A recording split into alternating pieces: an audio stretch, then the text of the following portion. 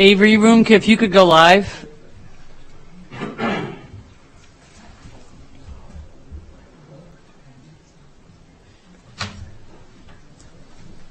A thumbs up? Oh, there we go. We're live. I'd like to call a meeting to order of the City of Monona Plan Commission, Monday, April 11th, 2022. Please call the roll. Chair Moore. Here. Alder Goforth. Here. Mr. Homburg. Here. Ms. Fox. Here. Ms. Fallett. Here. Mr. DePula. Here. Mr. Holmquist. Here. Mr. Stein. Here. Thank you. Do I have a motion to approve the minutes from March 28th, 2022? I'll move to approve. Do I have a second? I'll second. Great, I have a second. Any corrections, changes to the minutes? Okay, hearing none. All those in favor say aye. Aye.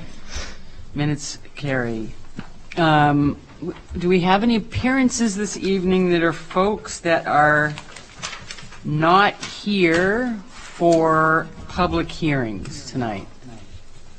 In other words, if you're here and you want to speak on a proposal, you can speak during the public hearing section. But if there's something else, did you get anything? From anybody? Is it your computer? No. We're good? We're good? There is nothing submitted. That was one with the application, but everybody else. Okay, great, thank you. Then, we having no appearances, we'll close the appearance section and move to unfinished business. Public hearing for Cindy Realty Company on the request of approval of a general development plan, GDP, for the site located approximately 112-208 Owen Road for mixed-use development, case number 2-027-2021. Welcome back. If you could go up to the podium to share anything you'd like to share this evening, that would be great. And please introduce yourselves again for us. Well, I'm Dave Lundy, Kevin Burrow, Architects, Jeff Lundy. We're here to, as you have in your packets, we're requesting a modification to the approval that you provided us. And we're asking that we modify that approval by 15 units for the two buildings. And what we initially proposed, as you probably recall, was 192 units. And at that time, I heard a few comments that there was not any big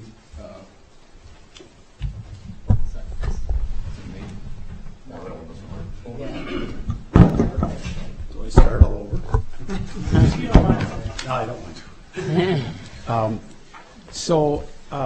But initially I didn't, and this is on me, but I didn't hear that there was a big concern about density. I heard it being brought up and discussed, but I also heard a couple of folks say they didn't have a problem with density.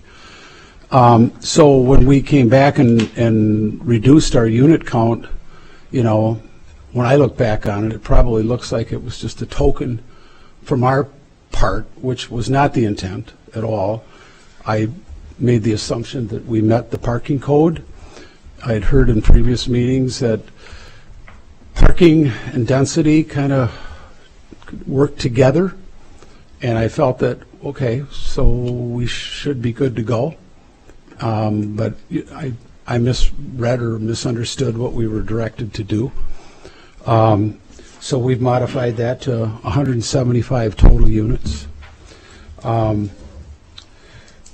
We also looked at how do we really protect the parking ratios, and in the process we revised our density, and in doing so we needed to reduce the one-bedroom units, the count, because that has a 1.5 parking ratio requirement.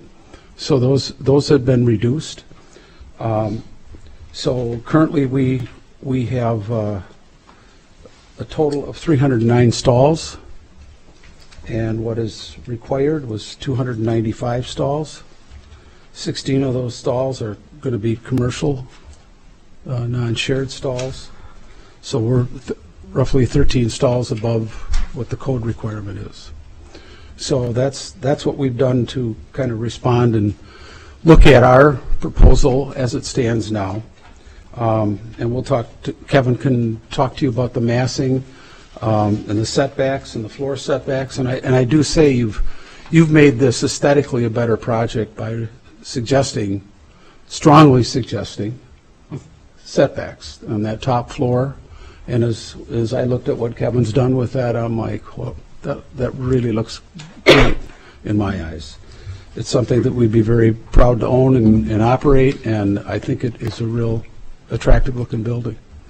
So Kevin can talk about our setbacks with the building. You know, I look at the setbacks, you know, the discussion was about massing and towering over the feeling of being towered over. And I looked at Frostwoods Commons closely, and I said, geez, you know, that's a 3-story building, but with that roof structure, it's kind of similar to where we're at. That's, you know, spitting distance from the street in a residential area. We're like setback, I think, like 90-some feet, which is a reasonable setback in my view. And so that's what we've done to that process. And Kevin can go through the detail of this. It was also mentioned in a conversation by somebody that asked if this was a dead deal. Well, under the proposal that we had, it didn't work. The performa, there's a clash. And we have a lot of forces out here. I mean, this is by no means, like Chris Homburg, you said it, yes and no. Something's going to happen there. It's going to be multifamily, and it may not be your project. And we understand that. I wish I would have had the presence of mind to say, you're right, because we're a long way from home with this. When we started this process, the interest rates were 3.25%. At 4.5% today, as we speak. We lost revenue due to the reduction in density. Overall, it's pushing a big number. So there's other forces at work here too, and we are really and have been committed to legitimately trying to provide workforce housing, a component of it which was not a token. And that's I think in part why we said, you know what, let's just go in there and own this and operate it, and we'll put our own money in this to really make it happen. And so, you know, we appreciate the input and the comments that you've made, and we're doing our best to try to achieve what you've suggested. The 160 units is going to be a real tough battle, if not impossible, for what we're looking to ultimately do. So with that, I'm going to ask Kevin to go through the details of how we've responded to your comments the best we could. Okay.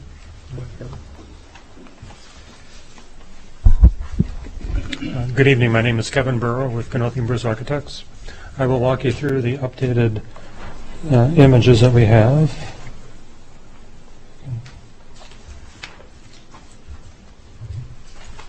I'm glad you're doing this. Yeah. Great. What we have before you is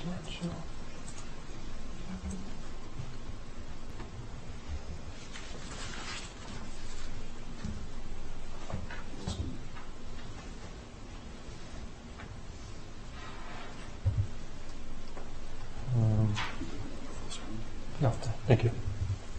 Yeah, much better. So we have the site plan laid out here, which hasn't changed as far as overall building placement, but as was mentioned, the overall density has been reduced. We are down to 96 units in phase 1 and under 80 and 79 units in phase 2. We've also taken into consideration the concern for circulation through the site when phase 1 is complete but phase 2 is not, with regards to providing sufficient access to the existing retail center where the post office is located. So the next slide here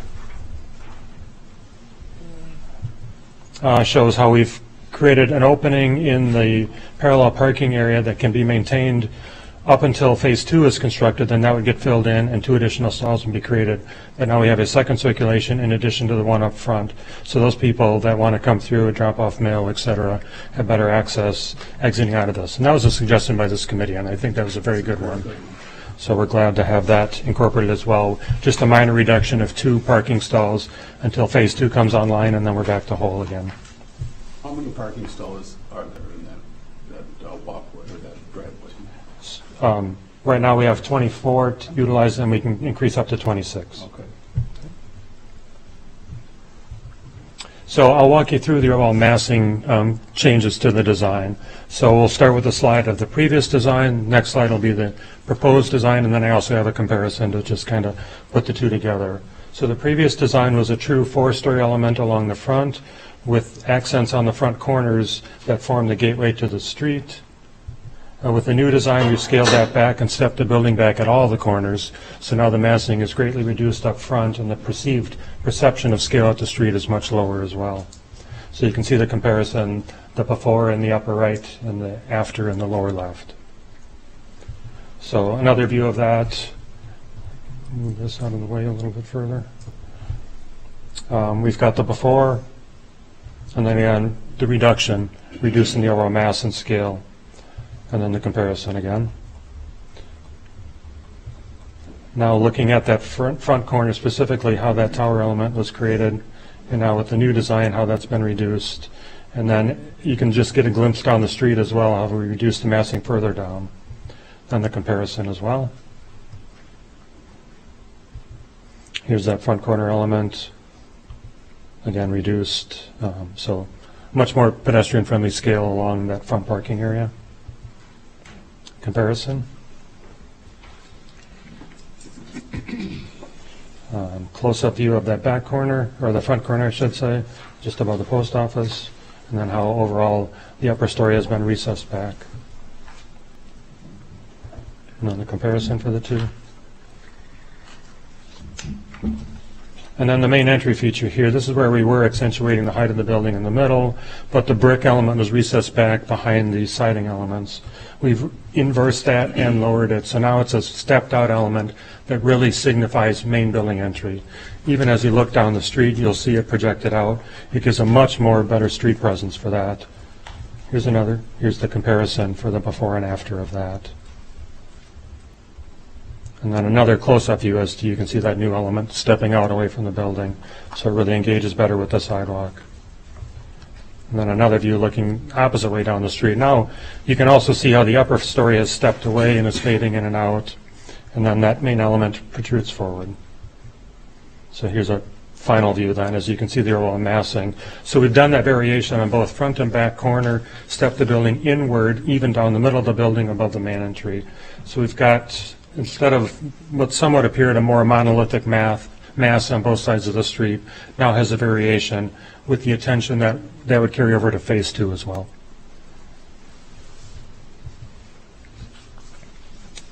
So I can stop share.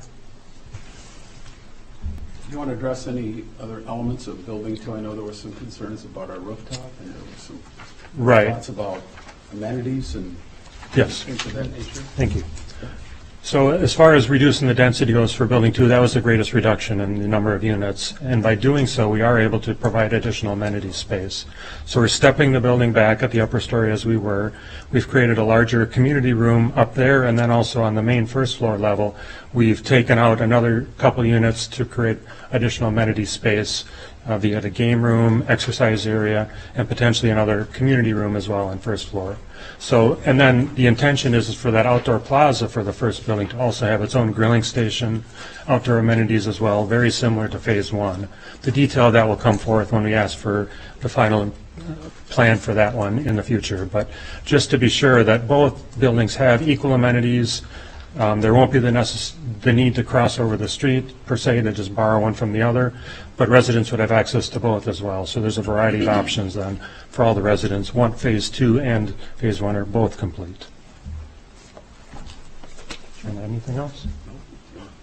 So we'll be happy to answer any questions then. Great. Jeff, did you have anything, or are you good? No, I'm just Okay. I'm here. Okay, great. Well, then, I'll ask, before we close the public hearing, is there anybody else here that wanted to speak on this application? Okay. Then yeah. So we did receive one piece of written correspondence, and that was included in the meeting packet. It's from a nearby neighbor, Mr. Peter Olson of 5808 Anthony Place, apartment 7. And the comments really are about sort of construction staging, parking, and site safety. But it's included in the packet for, and all commission members did receive a copy of that for reference as well. But that'll be included on the record, but I just wanted to make everybody aware. Thanks.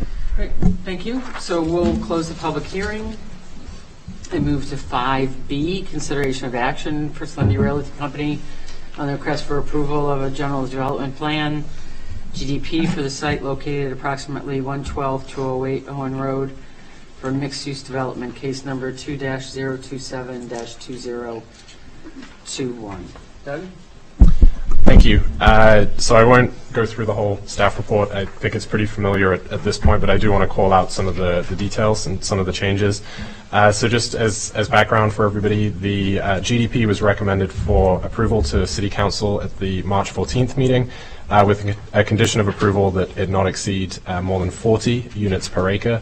The applicant chose not to pursue City Council approval and instead resubmitted the revised plans.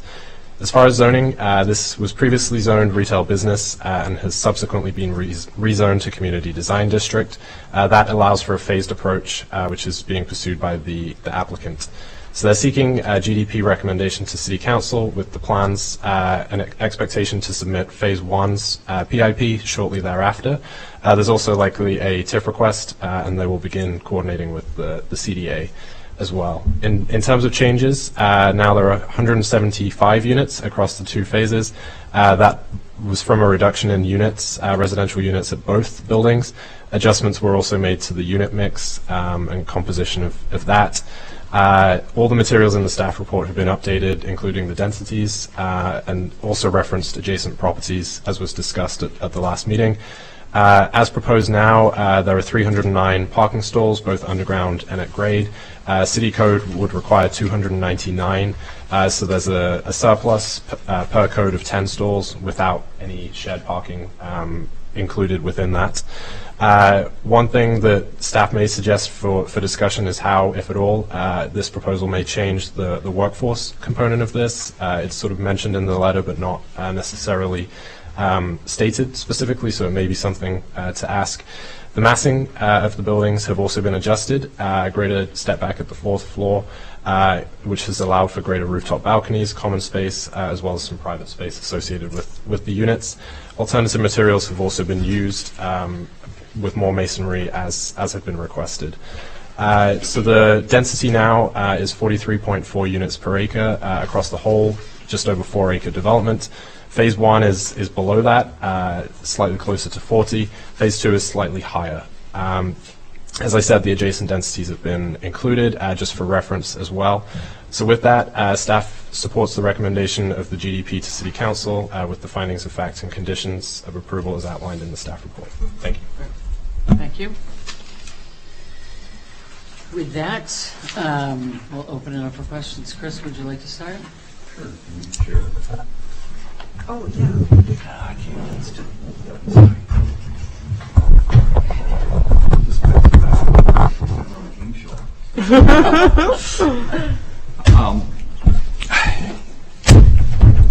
Great job. I mean, this is such an attractive building right now. I think from where it was to where it is right now. That stepping back, and it's night and day to me how it is. And I think in doing so, you've created some more valuable units too with those rooftop decks and terraces and all the thing you've done. So the main issue with this from last time, I think, for me, has been solved. The additional brick you put on, the way you've changed the entry, the way you've changed the towers is just, I don't know what you two think, but I think it's been great. And I think it's hit most of the buttons we talked about as far as how this should look in the middle of that district. So, you know, great job on that. I virtually, believe it or not, had very few comments because it looks so good. Don't fall down. I have a couple minor ones.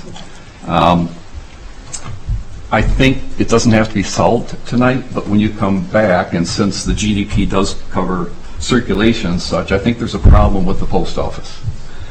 If you look at that driveway where you're coming in, it's almost tight to those mailboxes. I don't think a car can make that turn like that. Are you talking about the?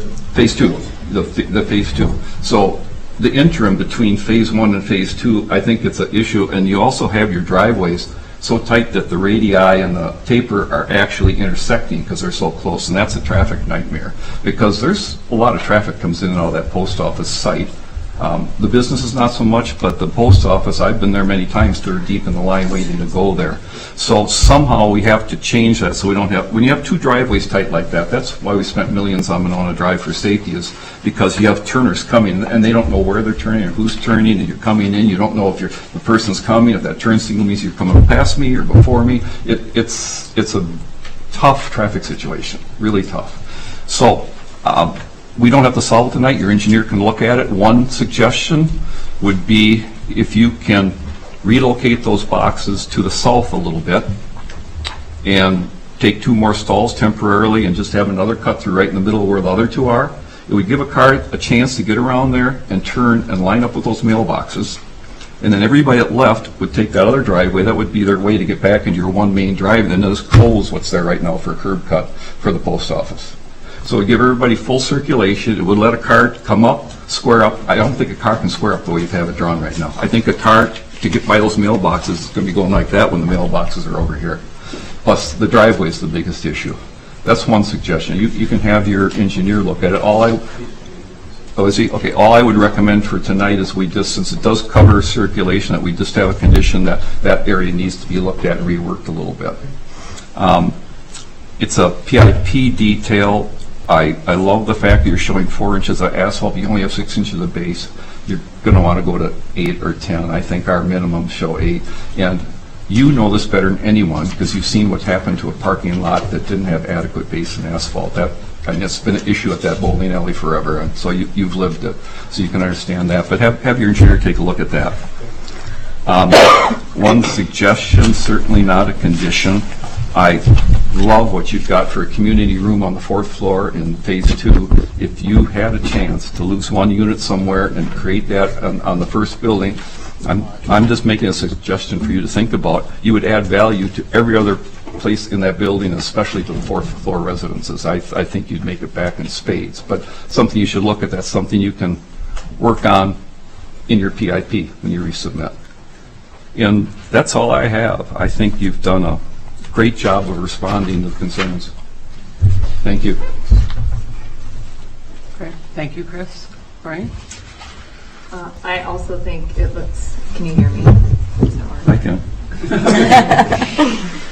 I also think it looks great. I really, really like the changes that you made. And I have a question about it that is not really GDP related, but as long as we're here. I couldn't tell, you said there's the public spaces on the top, but it didn't look like there were railings around some of those areas. Wherever there's an occupied space, we will have the railings. We may not have represented in the renderings per se, but... And are those communal as well, or are they private? On Building 1, they're private. Okay. And Building 2, it's a large communal area. Okay, all right. As far as the parking, to go from just meeting the code to having surplus is really important, because you made a point in your letter, I think it was, where there's no situation where every resident is going to always be home at the same time, and I think that's true. But having just that extra amount for people to have visitors come is really important. I mean, that was something we were all concerned about, because there isn't really a good place for overflow parking in that part of the city. So I do think that's good. In the staff report, it says that because there's an exceeded parking number, that it alleviates the need for a formal shared parking agreement.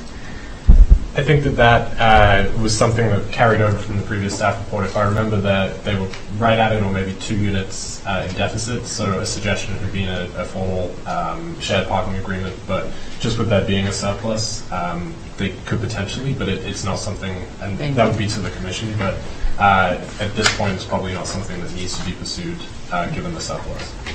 It still might be something that maybe would need to be considered, or at least something, depending on how things go at the development, if you need the extra space, and depending on what commercial spaces are there, maybe it would still be a need. But that's probably more of it's a PIP thing, right? Good.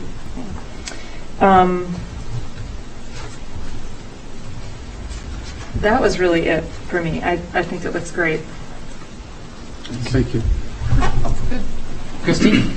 All right, yeah. I think it looks fabulous. Really, the step backs are, it's really amazing at how much that changes that massing. And yeah, I think you've made just a really nice building. Having those outdoor rooftop spaces are going to be fabulous, especially when I think of views of Woodland Park. And yeah, I think that really looks great. I was also glad to see your landscaping plan and the rendering with the landscaping. I think the landscaping choices look good. I really like the spruces and evergreens you have on the western expanse. That really makes a lot of sense as your barrier for the neighboring apartments. Awesome for the birds as well. Birds love those evergreens. I was really grateful that Chris caught that circulation issue with the post office. Maybe one meeting ago, I think it was, where when phase one is in place, you don't have a way out.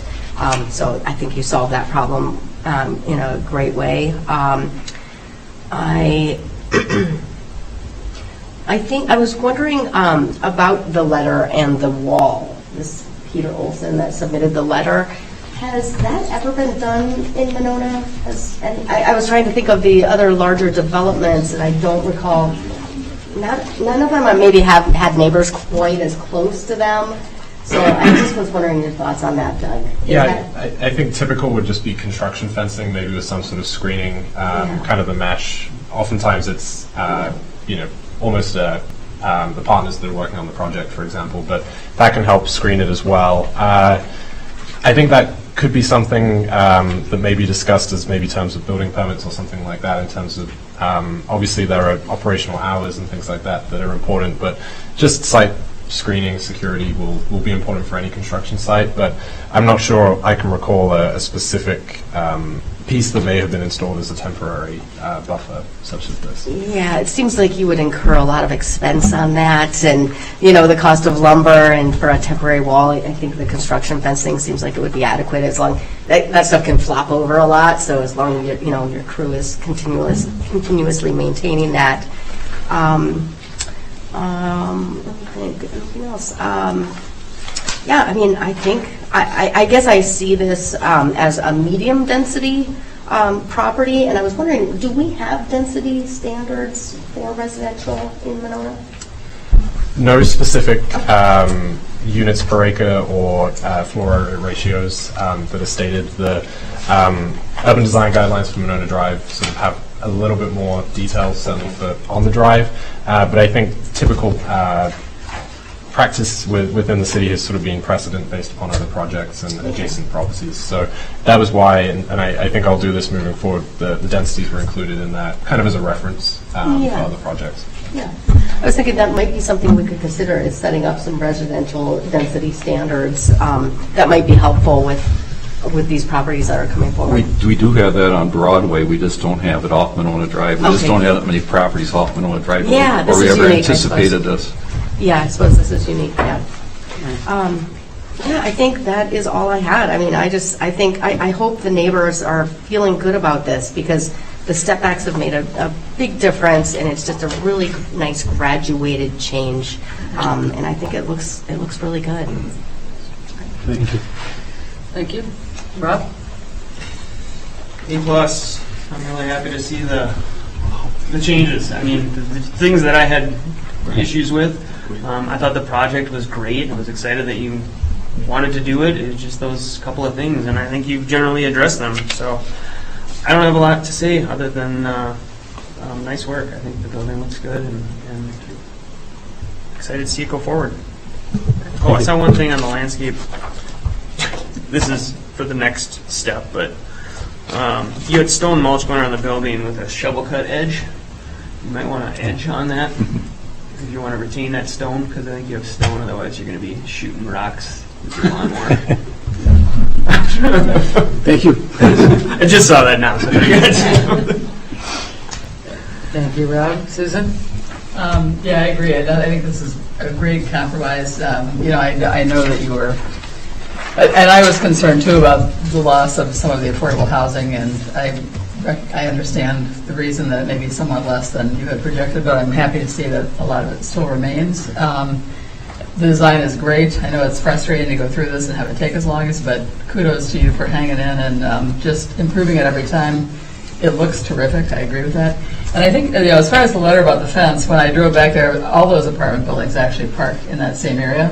So, yeah, when you have, I assume you would have some kind of construction fence. And usually, people put signage over, or you can put some kind of tarp thing over it to just screen it. I think that's going to be fine. So that's it, really. I have no concerns, so it looks wonderful. So I hope it really does go forward. Right. ASAP. Thank you, Susan. Brian? I agree. I think the project looks great. And I'm hoping you can speak a little bit more to the piece that Susan brought up regarding the workforce housing and how that gets implemented. What changes do you anticipate based on this proposal? Well, the changes are really, and I think Jeff can probably address this better than any of us, but because he's worked very closely with components of workforce housing. I have not.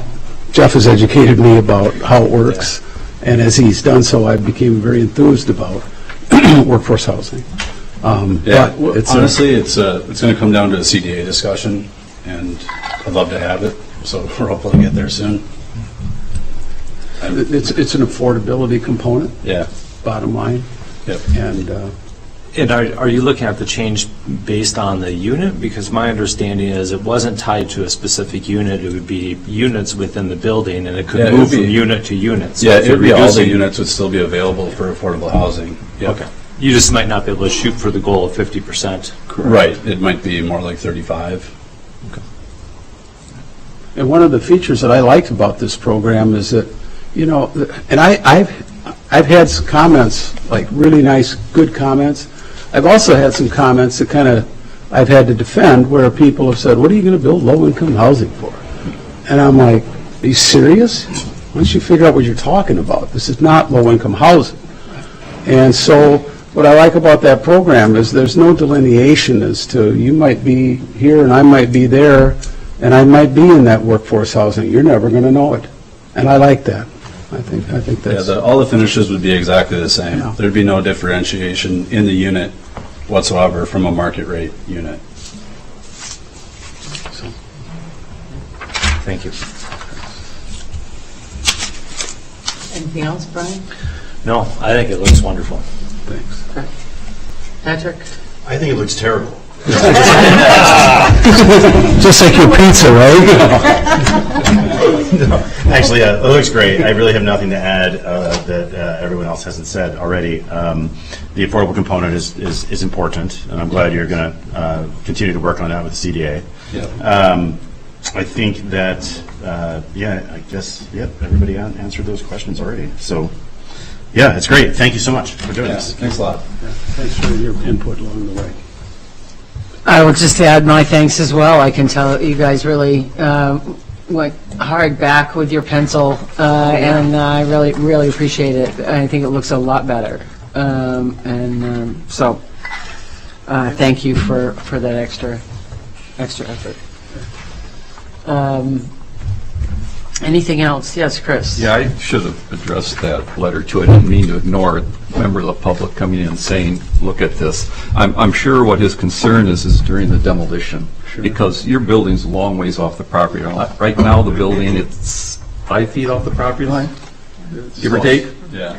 It was hard to tell. I think usually where the telephone poles is, they're usually right on the property line until you have it surveyed. But so it's probably only 4 or 5 feet off the property line, and they park right next to it. So I believe this gentleman's concern is, how are you going to take that building down and not damage my car? Mm-hmm. Which would be their contractor's responsibility. Right. Now, whether they can... Now, whether you can talk to the neighbors, get them not to park there for the day when you take that wall. Most of it's along the metal building, but some of it's along that block wall. So I'm sure if I was there, I'd say, hey, fall in, not out. And I think, honestly, that's what they're talking about. During construction, that building's a long ways off the property line. I think he's talking about, what can you do to protect our cars, because I'm going to be parking there. And usually, when you go talk to someone, they'll back up for a day, and you can get that wall down, and you're good. Everybody's best interest. Yes, so I don't think it's the whole process. I think it's just that demolition. Okay. Because of how close the bowling alley is to their line. Yeah. So that would be a detail for really construction. It would be unusual for us to say, you've got to build a temporary wall there to protect it. They need to do what they have to do to protect that. That's not their property, and they have to stay on their property unless they can talk to the owner and stay back a little bit. Right. So I don't think that's a detail we need to worry about, certainly with the GDP and probably not with the PIP. But I didn't mean whoever sent that in, I should have addressed that too. So thanks for bringing that up. Okay, great. I would just say one other thing, which is, given the number of months that you've been here, I'm guessing that you probably should go to Public Works sooner rather than later to request Village Lane as the new road that's going down, down the street before somebody else snags it. Good idea. So Jeff is from Hayward, so we were going to call it the Muskie, but we got out of that. That's been done. We are looking to repurpose some of the lanes for interior components of the construction, and we're working hard at how we can integrate. I have a retired softball jersey that'll hang prominently in there that says Village Lane. So. Nice. That's great. That's great. Fantastic. Well, really appreciate it. Do I have a motion? I move we recommend City Council approve this with the findings of fact and conditions as written by staff, and add condition 4 that a reworked alignment at the post office and the exits to Owen Road needs to be resubmitted with the PIP. Okay, I have a motion. Do I have a second? Second. I have a second. Chris? The reason I mention that is because we are looking at circulation on the site, so it's just a tickler to let you know that it doesn't really work real well this way. Take a look at it. When you come back with a PIP, it still gives us the ability to take a look at that and say, better. We need to do something. Appreciate it. Brian Arcand, who's our engineer, is on in Zoom fashion, so he's hearing this firsthand, and okay. You've heard the marching orders, Brian. Okay, so I have a motion, a second. Any other discussion? Yeah, Corinne. Do we need to address that we had our former recommendation that said the density was not to exceed 40 units per acre, or does the new motion? This would supersede automatically supersede the previous. Yeah. Okay. Without further discussion, then, all those in favor say aye. Aye. Opposed? The GDP carries. Thank you. Congratulations. Thank you. And thank you again.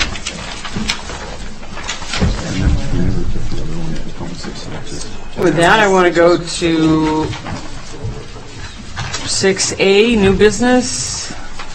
Public hearing on the request by Cindy Realty Company, represented by Schneider and Associates, for consideration of a 2-lot certified survey map CSM to combine parcels 0710-201-9810-4, 0710-201-9820-2, and 0710-201-9880-0, as well as Lot 1 of CSM 2681 at 112-208 Owen Road, into 2 lots. Case number 2-008-2022.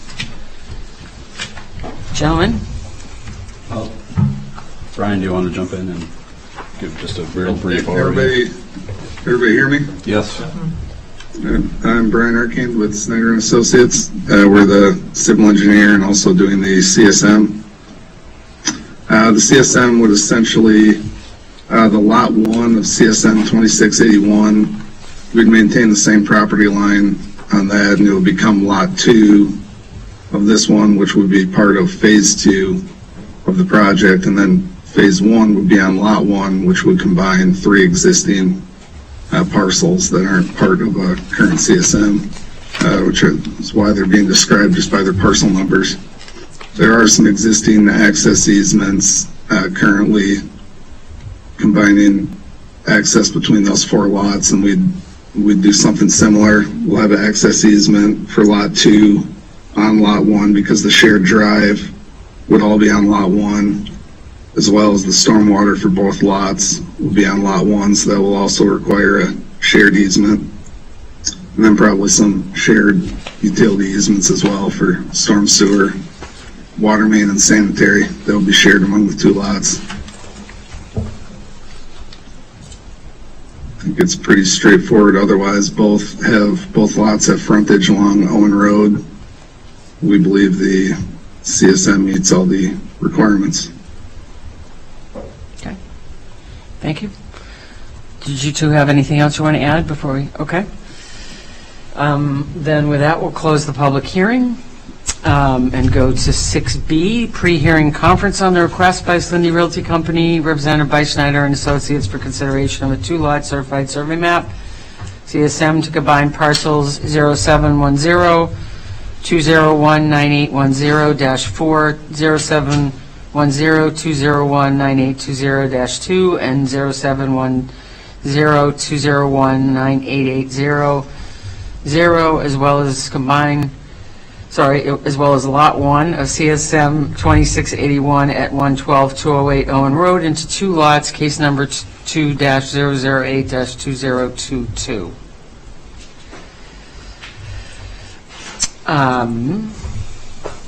With that, would you like to?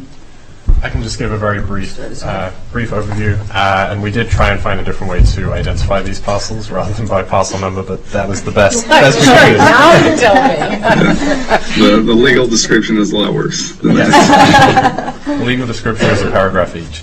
And so really this request is to effectively clean up some of the parcel boundaries. The sheet has been in the GDP documentation as that has moved through.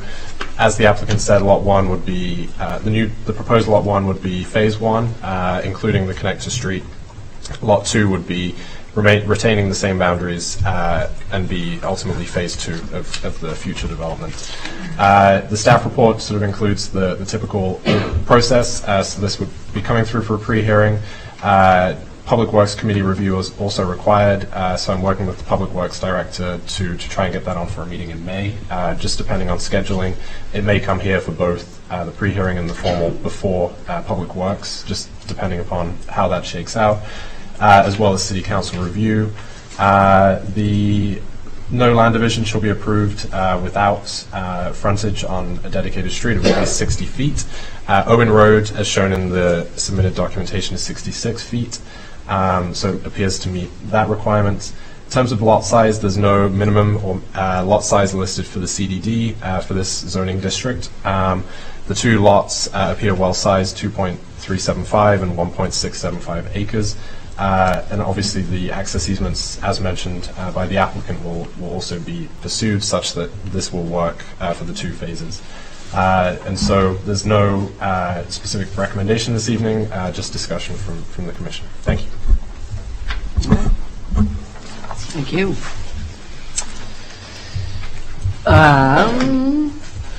Patrick. I've got nothing to add. I don't see any issues with this, but I'll be the first to admit that I'm not super familiar with it either. Okay. So, Great. Brian? No concerns. No concerns. Same, looks pretty straightforward, makes sense. Okay. Right. Good. Christie? Yeah, I don't have any concerns or questions. Okay. Corey? No concerns or questions. Drum roll, please. Chris? Well, I have a couple of questions. I have no concerns with the CSM. It makes total sense. There's a lot of detail missing. I assume we're going to be working on that. Yeah, I mean, this was really just a draft for the pre-hearing. Right. I mean, there'll be, building dimensions to property lines. There's going to be the easements you talked about, of course. I assume, I mean, really all you're doing is you're combining the 3 parcels that Village Lane sits on, correct? And that's under one separate ownership compared to the other lot, correct, right now? So just have to have both ownership groups be able to sign this, and then basically easements you're talking about, you'll have a drainage easement in favor of Lot 2, access easement in favor of Lot 2, things like that, because most of the infrastructure will be on Lot 1. I imagine you also have some type of a maintenance agreement between them, but that wouldn't be on the CSM. One thing I would mention is it's a little confusing. In your write-up on the next page, you talk about Lot 1 being the future phase and Lot 2 being the current phase, and I see where you got it from. What's going to be Lot 2 is Lot 1 right now from a different CSM, but that's confusing because when we're looking at this, we'll be talking about this one, so I switched those around because as far as the Slindies are concerned, Lot 1 will be the immediate development, and then Lot 2 will be phase 2 of this project. You can do that. And that's it as far as the details, and I know for CSM, we'll have Darren review it, so the earlier you can get all those details and get them to him, then he can make the suggestions on action, which everyone's going to need. Yes, I should have mentioned that this, as with all CSMs, will be sent actually to one of the land surveyors at the Rebecca. We'll review it, and there'll most likely be a memo with comments and suggestions. They're going to ask for a ton of details. Right. Okay. Okay. But as far as doing it, that makes total sense, cleans it up for you. Okay, thank you. Appreciate it. Thank you. Okay, with that, we'll move to 6C, public hearing on the request by Cody Hasslinger for approval of the zoning permit for a new use following a period of discontinuation at 115 East Broadway, Suite 100, case number 2-006-2022. Yeah.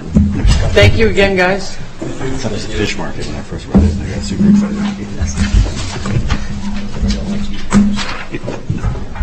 Hi, my name's Cody. I'm looking to open an aquarium store in Monona at 115 East Broadway, Suite 100. Our hours of operation won't be any earlier than 9 a.m. and they won't be any later than 8 p.m. I think our space has like 5 parking spaces, which is enough for us. There's shared parking through the lot for the strip mall. I think it was a hair salon previously, but it's been vacant for quite a while. What else do we need to know here? I guess we're gonna have 1 employee in the beginning. We probably will have 2 down the road, and then when we first open, we will be closed Monday, Tuesday, while we're getting everything set up and running and going. So. Okay. Great. Thank you. Is there anybody else here to speak on behalf of this during the public hearing portion? I do not believe so. Okay. Great. Then we'll close the public hearing portion, and we'll move to consideration of action on the request by Cody Hasslinger for approval of a zoning permit for a new use following a period of discontinuation at 115 East Broadway, Suite 100, case number 2-006-2022. And we have a new presenter this evening. Lisa, go ahead. All right, so I've got the staff report for this one.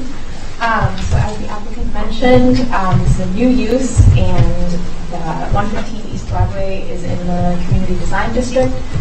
So it's because it's there and has been vacant for more than 6 months, it requires a zoning permit with planning commission approval. As the applicant said, parking is shared with the other tenants in the building. So there are approximately 4 to 5 stalls per tenant, but obviously that will change throughout the day depending on which businesses are busier than others.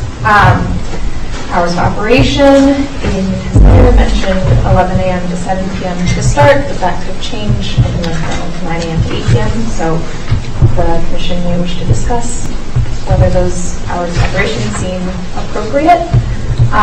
No exterior building modifications are proposed. There will be a couple of smaller interior modifications.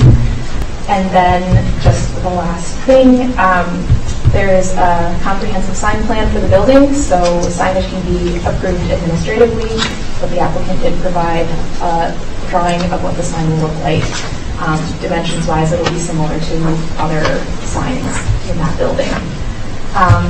Maybe Department has any comments, and then so staff recommending approval. We've got with 3 conditions, one of which is just our typical one for building permits, and then just a condition about the hours operation, not extending beyond that 9 a.m. to 8 p.m. window, and then our sign permit condition. And that's all.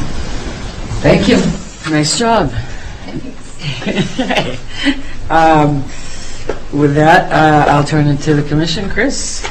Hey, number one, I think it's a great use for there. I think one reason it's a great use is because it doesn't require a lot of parking. I know we're all aware of the current and issues we've had there, but this is another poster child for us for shared parking. And we swallowed that when they gave it to us. And if you've ever been in that little area, parking's tough. It's always a premium to find a stall there. And the condo association actually put their mark on the ones towards Quick Trip. They don't even allow anybody in the mall to park in there, which was kind of the idea of during the business hours they'd be able to use it. They're usually empty, but they're not. So just take a look at that sometime. This is one of the reasons where it seems like the residential and the commercial don't always share real well. I mention that because you're a perfect use. You won't have a lot of people at a time. Probably not, no. Yeah, so I think it's a perfect use for that. The hours of operation, you're good with the condition, shows that they'd be 9 to 8? Yeah. Okay. And then the reason we look at that in that area is because there are condos right above, and we have to be sensitive to the residential. Yeah, and when we initially open, it'll be 11 to 7. Then that's fine. It's just 9 to 8 says you stay within those hours. You can, however you want. But if you feel like you're going to need different hours at some point in time, if something's reasonable, you can always come back to the commission and ask to get it extended. If for some reason you find 8:30 the hot time for people to buy fish or aquarium supplies, whatever it is, we don't really know your business. So I think it's wholly appropriate. I like the lack of parking that they require. I think it'd be a great addition to the area. Great. Thank you, Chris. Corinne?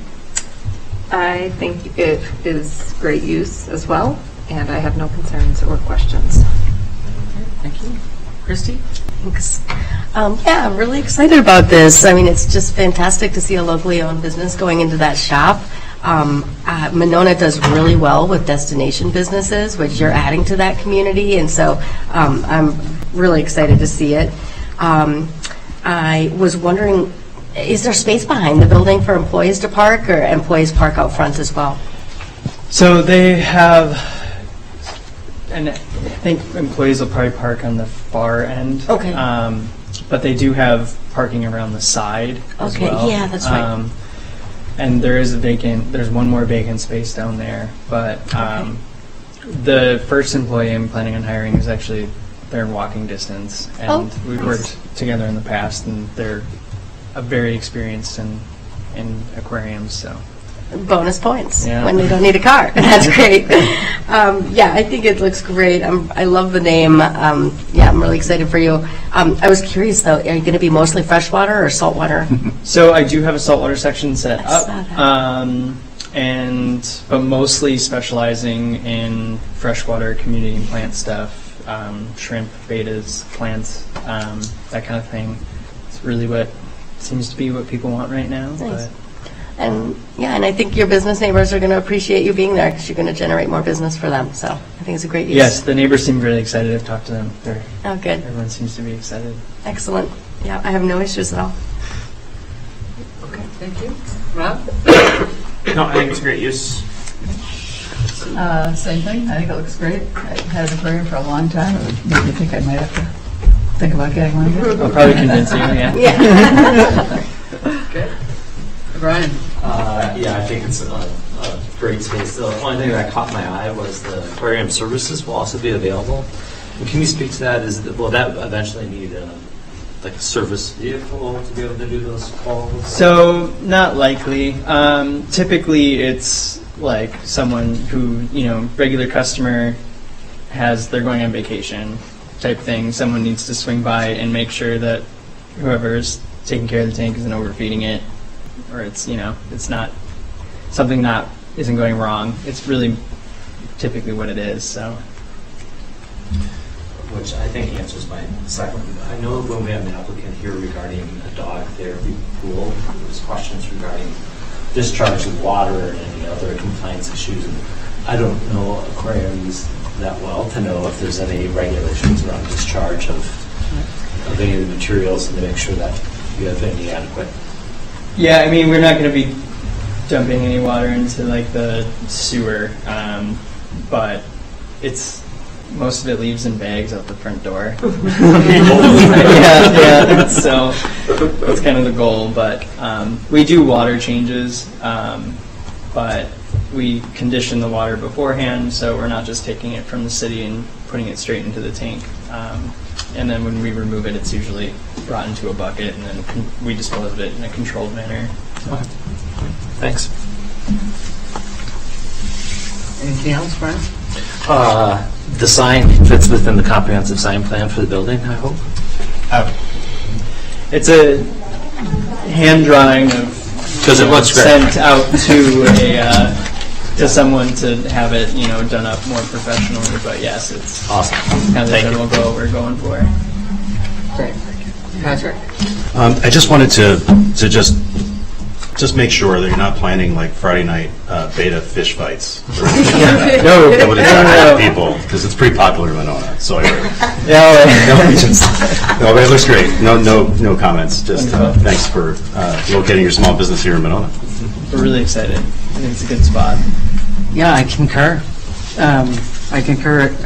It's terrific, and as far as I know, even if you decided to stay up after 8, I don't think that the fish make a lot of noise. So not all species.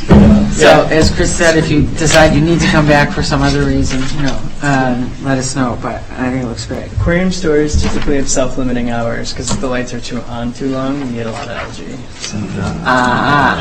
There you go. We learned something. There you go. All right. With that, do I have a motion? I'll move approval of the zoning permit. Where did I put it? Thank you. Approval of the zoning permit for the new use with the conditions of approval as stated by staff. Okay. Nicely done. Do I have a second? Second. I have a second. Any other discussion? All those in favor say aye. Aye. Motion carries. Thanks very much. Again, welcome to Monona. Thanks for coming tonight. We're excited. Good luck. A nice job.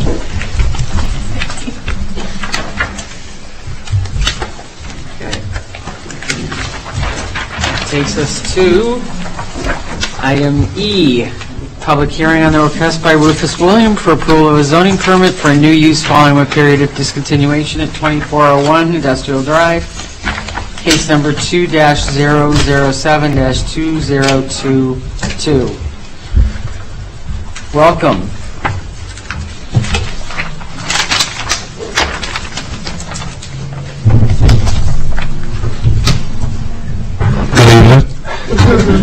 Good evening. There you go. All right. My name is Rufus Wilson. I'm in the process of opening a business, 2401 Industrial Drive. I'm actually taking over a business for my friend because he's ready to move out of town. And I have a great opportunity with this building. He does window tinting there. So far it's been profitable. I want to add a couple more services.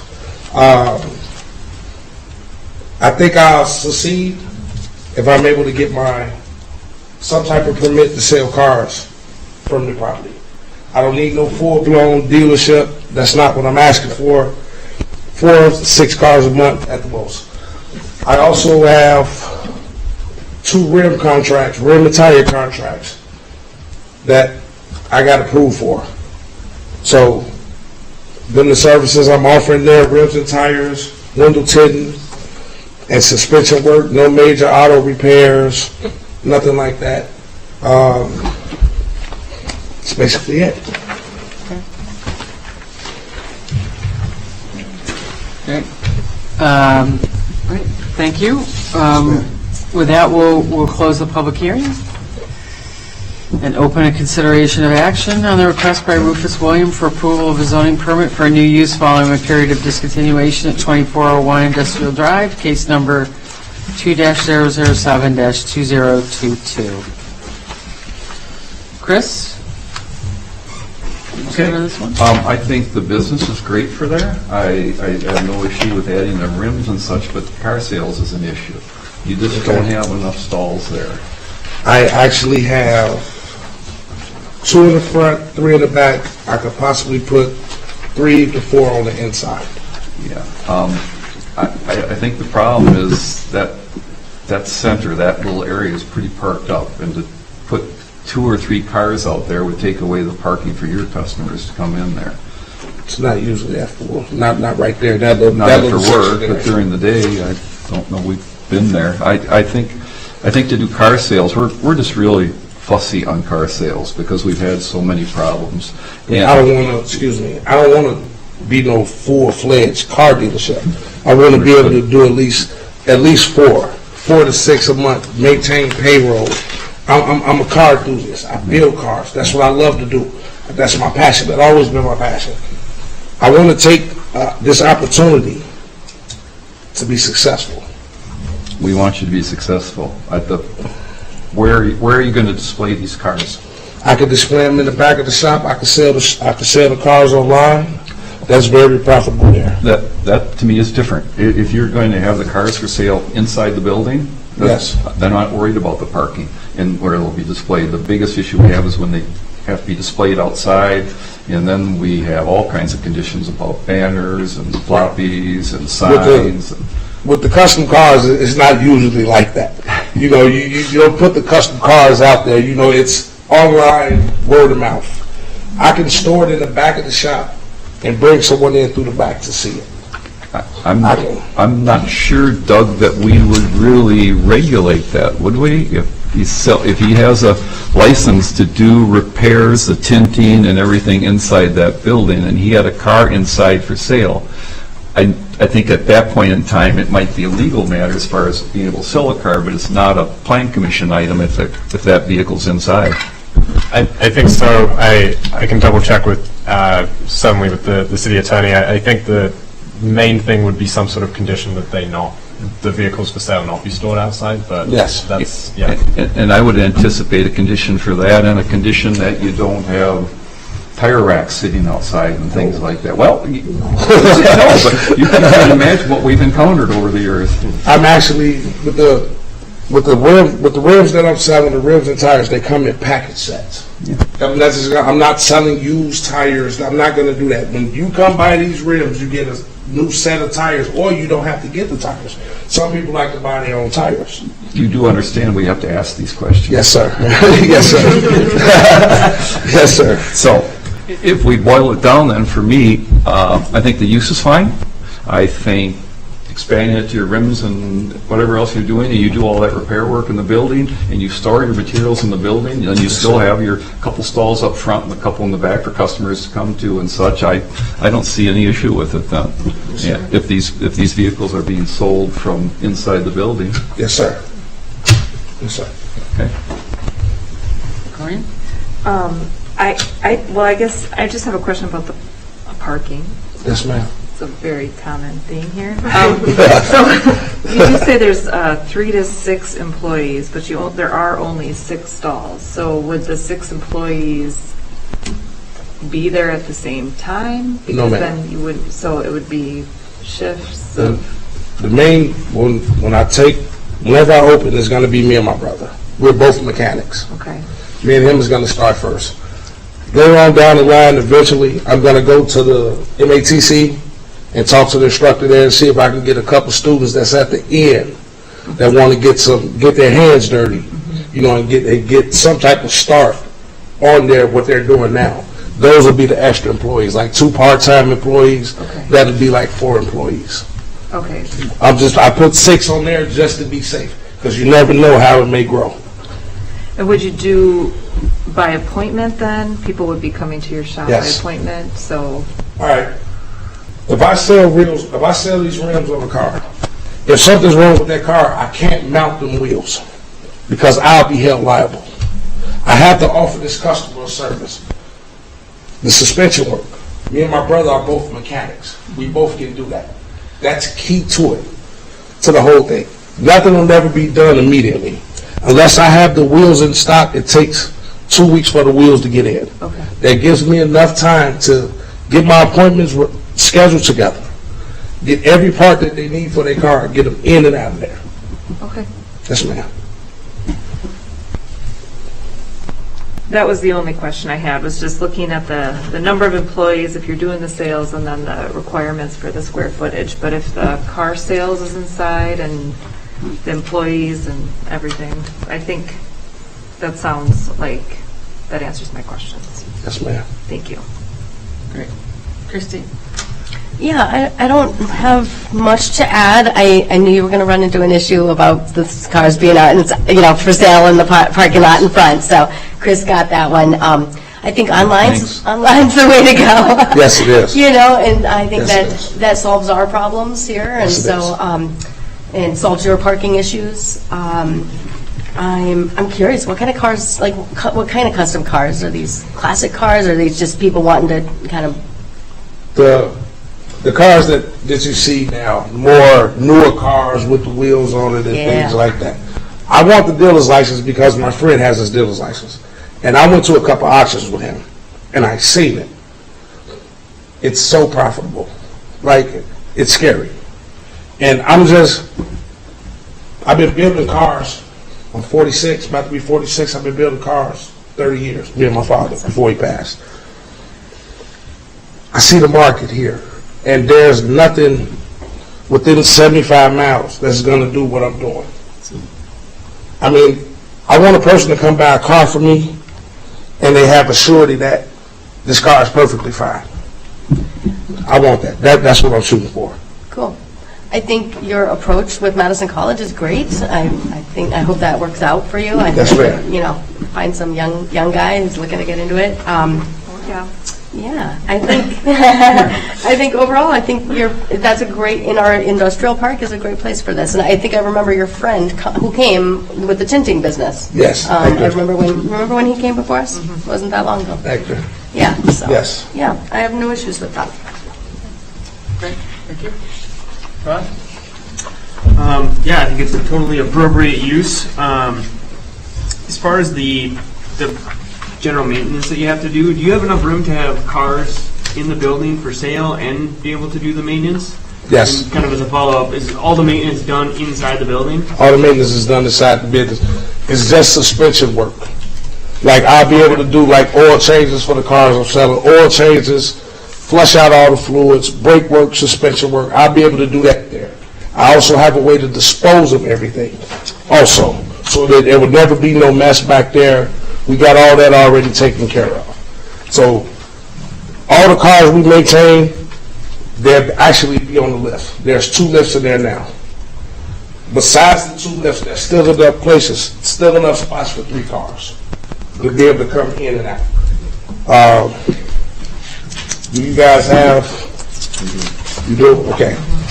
If you look at the back, from the back end going into the shop, it's 1, 2, 3, 2 lifts. It's a lot of space back there.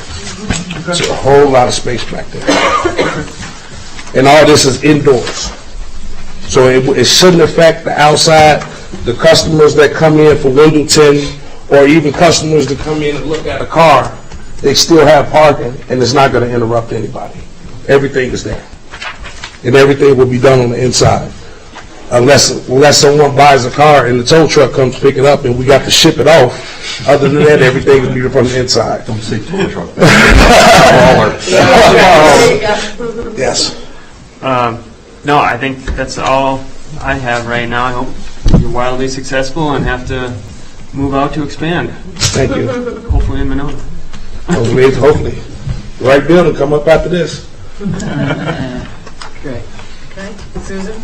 Yeah, the only question I had was also about parking, and when I went out and looked at it, I was surprised at how long, and there is a lot of room. It's a big building. I mean, it's much bigger.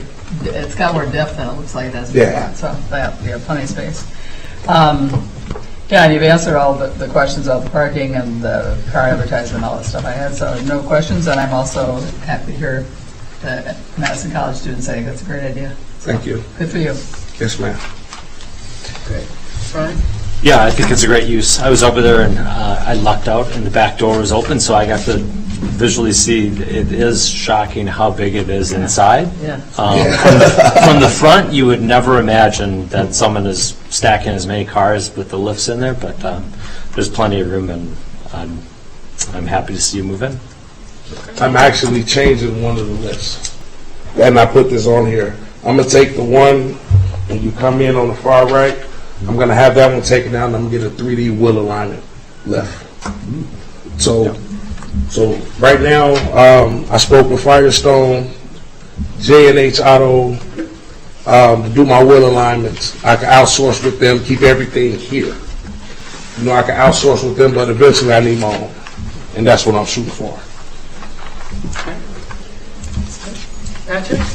Nothing to add. Good luck. It looks great. It's going to be good for Monona. And thanks for locating your business here. Thank you, sir. If we ever, as it relates to the disposal of like oil and other liquids, have we, I'm trying to remember what we've done previously as it relates We really to that. have not. There's ordinance. We have all kinds of ordinances what can be dumped in the sewer Yes. and such. So it'd be a clear violation of ordinance to dump oil or radiator fluid or In the anything sewer, down right. there. You can't do that. Right, so I didn't know if we ever, again, I couldn't remember if we ever like required inspection. I mean, I know he said he's got a system, but I didn't know if we've ever done, any kind of actual seeing of the system rather than just, In the past, sometimes fire or someone's gone over there just to take a look at it, make sure Okay. everything looks good. Okay. We can buy the oil drum. Yep. We can buy the oil drum and store all the bad oil. Yep. And someone to come pick it up once a week, every 2 weeks, come dispose Fantastic. of it. Fantastic. Yeah.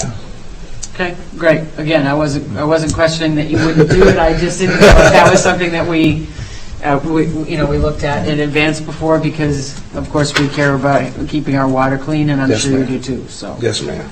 yeah. Okay. It's good lead time, isn't it?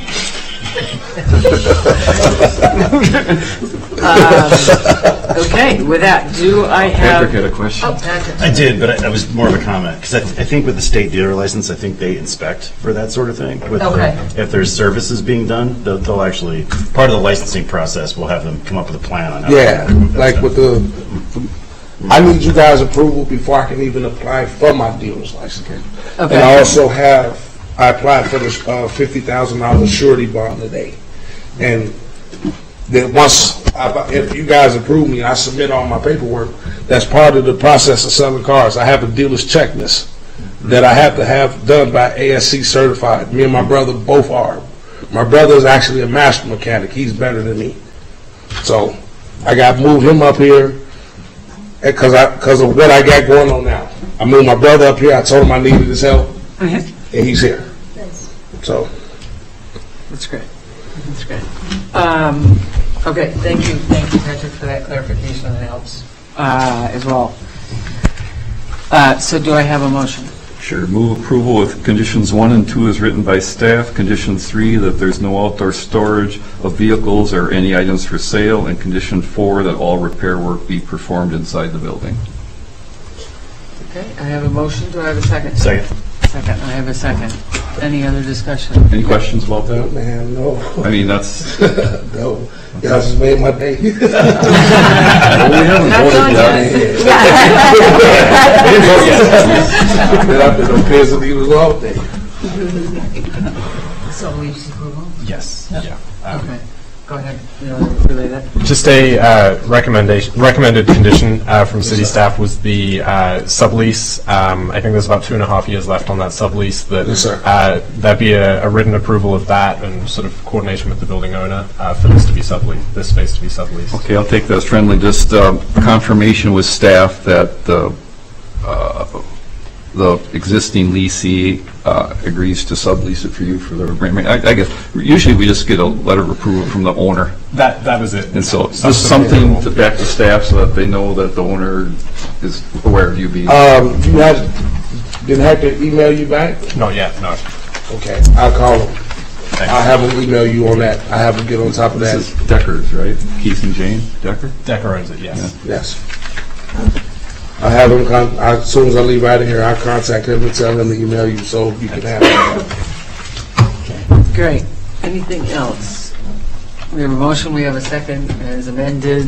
All those in favor say aye. Aye. Aye. Motion carries. No, congratulations. Welcome. Congratulations. Good luck. Thank you, guys. Welcome to Monona.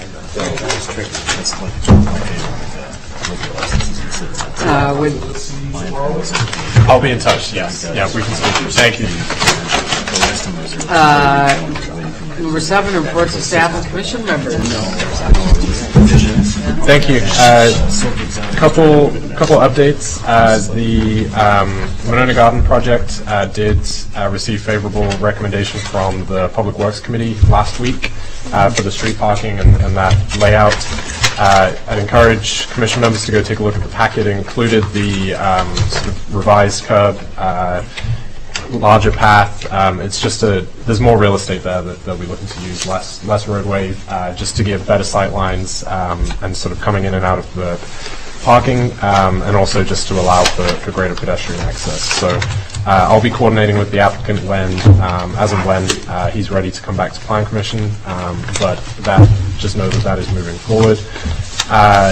I'm expecting the Slindy materials for the PIP. They were targeting the next meeting for Phase 1. It's a quick turnaround. That things are in motion to potentially accommodate that, but we'll just see where materials are and how that goes. I'm also working with the owner of 915 Femrite, the other used car sales that were recently approved on the conditions of approval. There were a few things to come back to the commission. I'm comfortable with the dates in terms of, he and I are in communication. I just want to get things complete before it comes back and just looking at scheduling and sort of volume of items on the agenda, but that is underway. And then finally, another condition, the floor and decor, landscaping, asphalt, all those elements. The site superintendent was in contact with me and gave me some more details that next couple of weeks they'll be working on that now the weather's breaking. So I think landscaping starting next week and then the asphalt by the end of the month. So things will be moving along there as well. Just wanted to give some updates. Great. Thank you. Thank you. Can I ask 2 questions on updates? Yeah. Okay, the first one is as far as Slindy coming back next meeting, they need to submit their information 2 weeks ahead. That would be today. But the reason I'm questioning this, sometimes they can, but this is a PIP. There's a lot of information on a PIP, and I think Veerbecker needs time to review all that too. So we do have the engineering documentation. We were in touch, and so Darren already has that. He has familiarized himself with it. I was cautious to not proceed too quickly in case tonight was not successful. So he's ready, and I'll be in touch tomorrow. And I did. The noticing was needed last Friday as well, so I've done my best to accommodate. But the applicant knew that or is still aware if timing doesn't work, then it would push to the next meeting. And then my second question, I didn't hear when you said they were going to put down asphalt at Floor and Decor? By the end of the month. Interesting, because asphalt plants usually don't open until around the 1st of May. They must have clout. We'll see. I'll double check the notes. Well, maybe there's an interstate project going on. They usually won't open up. They have agreements with the utilities so that they don't burn energy when it's heating season, and they have pretty good penalties if they open up early. Okay. I'll double check. So all I'm saying it for is if they're not done by the end of the month, don't hold that against them. It's usually end of April or May, and usually when they open up, it's not the private developments, it's the state DOT projects and things that get the first asphalt. So I would just suggest a little, leeway on the date there. I don't remember what date we gave them, but. I think it was spring was the condition, and there's been a few supply chain issues, materials. And that could go well into May as far as for asphalt. Yeah. Okay, thanks. Thanks. One question. Any updates? Another question? Yes, sorry. Is there any word on the Bloom project? Still working with the applicants on that one.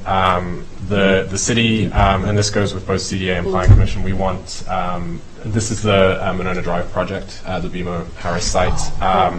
The city will work with them sort of at a staff level, but before coming back to any more commissions, we want signed agreements, copies of those for us to at least see. So we're just waiting on those at the moment. I know they are still working behind the scenes on plans and things like that, but before any more public hearings or anything, that's critical. So yeah, the news broke that SNCS is closing. Yeah. So yeah.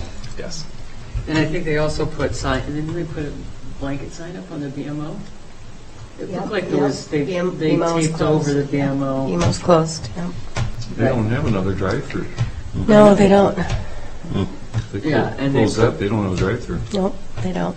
No, they don't. And they taped a big black sign over their sign on the. All the neighborhood kids are enjoying the parking lot. I bet they are. Lots of biking, lots of learning to bike on stairs. Rollerblading. You know it. I learned to bike on that, and then they learned to drive on the other BMO. That's right. Any updates, discussion on diversity, equity, and inclusion? Nothing from staff. Okay, thank you. Just a small update again on sustainability efforts. Again, on Earth Day, April 23rd, the Sustainability Committee is hosting a second annual big e-recycling event at Ahuska Park, 8 a.m. to 12 p.m. We even have postcards here that Elisa brought in terms of what is recycled, and we're going to be putting together some materials so that we can share it virtually as well. We just got those postcards from the vendor, but again, all drive-through event. Bring your old goods, your old duds through Ahuska, and we'll take them off your hands for appropriate recycling. Anything on the upcoming meetings that we haven't already? Yeah. Nothing really that hasn't been mentioned. Most likely the CSM, I'll schedule that for a formal hearing at the April 25th. If that's aligning with the PIP, I think that makes sense. I think we have in the past had it where maybe the commission has reviewed prior to Public Works, but I think just... Normally we have our pre-hearing, then Public Works makes a recommendation, and then we take that recommendation to the board or the council. I'm in coordination. I know they don't meet every month either, Public Works, so I'll make sure that we align it as best we can. Yeah. Thanks. Any Plan Commission requests from city staff? Yes. I guess, to Patrick's point about reviewing a CSM, is there anything to help us review a CSM so we can look at it and also know that there's a lot of details missing? I mean, it's not something I have a lot of experience with, so I don't know if there's just a resource that we could... So I would say the Becker review of that is typically the most comprehensive way of reviewing it. So I think even when I'm reviewing sort of at a staff level, the sort of the couple, the lot size, the street width, a couple of those things, and just sort of a general concept of what is being done, and then the specifics, to every piece of text on the document is reviewed by Becker. So they'll, prior to any formal review, they would have their review memo, which I think from memory has ranged from a page to a couple, to 3 or 4. And so that'll really, I think, is sort of the companion to review that with. There are, this is all regulated by the state statutes, but even they is still pretty, laborious to work through. So I would say that's probably the best material, and what I would say, certainly before the formal, will give you the most information to look through that. Thanks. Is it possible that maybe Becker has Yeah, tutorial. A tutorial of sorts, or a cheat sheet or something that could help.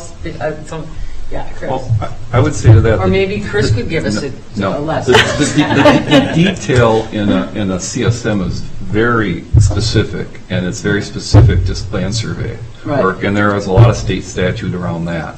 Now, as a plan commission, when we look at it, state statute doesn't say you need a access easement in favor of this lot, or you need to have a drainage easement in favor of that lot. We need to look at that. We know what we're trying to create here, right? And we know what he's proposed. So we need to make sure that there is access easement in favor of lot 2. Right. Because all that traffic's going to be coming from lot. We need to make sure that there's a drainage easement. Because if without that, somebody else bought that lot separately in the future, they say, no, you take care of your own stormwater. Well, as it's being proposed to us, it's this stormwater. So those type of details that we look at are important to make sure are on the CSM. As far as the technical details, I don't think anybody expects Plan Commission to know a lot of that. I happen to do a lot of that, but that doesn't mean I'm reviewing the technical details. Gary Becker does a really good job. But I think for us as a Plan Commission, the details about what's happening on this site and what do we need to know about, because access agreements are the same thing. Once we approve this, well, the first PIP, really, there will only be one access out to Owen Road, and that'll be on lot 1. So we can't landlock another parcel. What if they never do phase 2? We have to make sure that there's sufficient access or sufficient maneuvering. One thing we want to look at, and I forgot to ask tonight, what happens to that big old hole that's really the water quality on that site right now? Because we haven't really seen how they're integrating. When I looked at the contours, best I could tell is that hole stays during phase 1, or I guess the first phase of this project, and then the second phase they'll take it out and convert their drainage into there. But those type of details, surveyor doesn't know about. The reviewing authority for Wisconsin, they don't know about that. Those are the type of things I think are meant to catch at Plan Commission. That's why it comes to Plan Commission. And Public Works is more of the technical details, so that they're supposed to add their expertise as far as that part goes. But we're the ones that are cognizant of what's going to happen on the site and what has to mesh together, and I think that's why they ask us. Right. So I was serious about maybe you giving us a tutorial. Not about those technical. Yeah, that was it. Seriously, but not about those technical details, but about exactly those sorts of cross pieces that you were just talking about that are all important. Or if you have another resource, I think it would be a fantastic agenda item for this group, because it is important for us to understand that and have you not be the only one, because I agree. God forbid. I get to retire someday. That too. But beyond that, I mean, I just think it's important for all of us to understand how all those easements and It's a very good question, and if you haven't dealt with all that, it seems like this big black hole. Right. And what do I say? What do I do? Yeah. I get that. So if we gave you advance notice and we put you on an agenda sometime to talk about it, to give us a tutorial, would you be game for that? Or would you send us would you prefer to send us information? I don't know a resource that'll tell about all this. There'll be a resource that tells about how to properly perform, do a CSM and write it all out. But this is an evolving committee.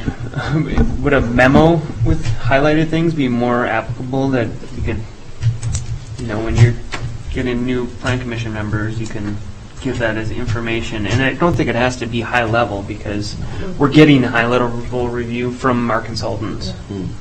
But I think the reason we're doing it, I think those kind of highlight points make a lot of sense to just have those. And I think that could be a written document. I don't know if we need a training. Just like a consider this, and then have the consider access, consider drainage, consider what happens if there's different, I mean, I personally think, almost like a case study or two that that would be good to actually look at, where you're physically looking at the CSM, and then, you're pointing out, oh, this is problematic because, or this is okay because, as it relates to all those different issues, right? Access. 237 is a great example of that. There's so many lots there, and they're all tied together with different accesses and different drainage easements.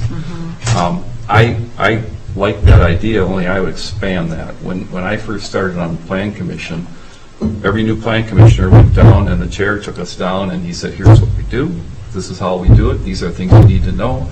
You know, we now, Doug, we have a planning commissioner book, which doesn't really give a lot of these type of details, but I think it's overwhelming for somebody new to come on here and look at all the different things that we do. I truly do.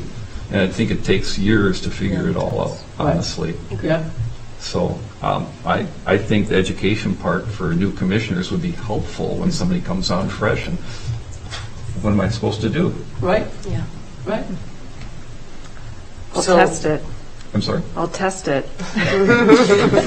And we could do that with a small group of commissioners sometimes and Right. just talk about things where it's not in front of a camera and Right. not in front of the public. And Right. I don't mean to hide anything. I mean, if we're making any decisions, it have to be Yeah. public. But just to be able to Sure. vet through some of those things, I think that'd be really helpful Do a for session people. right, where we're not talking about a specific project, we're talking about the general. Here's what we how do to and here's the evaluate. kind of things Yeah. we look for. Yeah, that's great. I think that'd be terrific. Let's plan on that. We'll figure out a time when we don't have a 3-hour agenda. Did you hear that, Doug? Yes. My wife gave him heck this time when he dropped off. She says, "This is thick. This shouldn't be so thick." She said, "He's a lot happier when he gets those thin ones." All right. Didn't she? She Any did. other requests for information? All right. With that, do I have a motion to adjourn? Before I have a motion to adjourn, I want to extend, I believe this is your last planning It is, commission yeah. meeting, so I want to extend Thank you all. our thanks for your service on this commission and on the city council as well, but on this commission, and I wish you a lot of happy puppy snuggles and kid snuggles and extra kid snuggles and Any other snuggles you may decide to have. I'll take some. Thank you all so much. I would just want to say, I learned a lot from all of you. This has by far been my favorite committee. Hopefully that's not on record. And I'm not saying that to every committee. But yeah, it's been a really great experience, and thank you all for having me. Well, if you miss us, all our meetings are public. I'll be watching. I'll be watching. Yeah, from the comfort of my living room. Yeah, and suffice it to say, the next time we meet, there will also be a mix-up with this committee, because we have 2 people here that have just been elected to the city council. So Congratulations. Yeah. Mater. So we don't know where we're going to end up yet. So one of them will be appointed? No, 2. You'll both stay. No. We don't know this. Okay. We don't know. We don't know. The 3 of us. It's it's a roll of the dice. We don't know what the deal is yet. So, We're going to arm wrestle for it. Or do not give it. Yeah.